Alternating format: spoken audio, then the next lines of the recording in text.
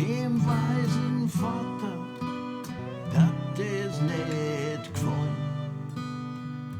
Das musst jetzt mal ganz klar sein.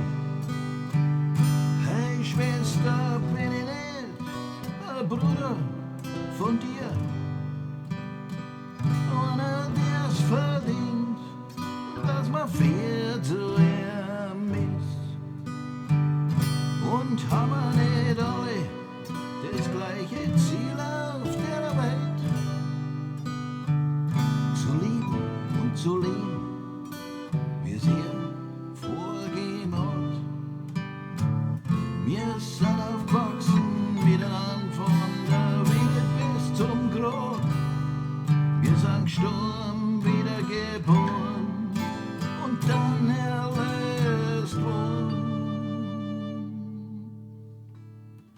Hey Schwester, wenn ich klopf an deiner Tür,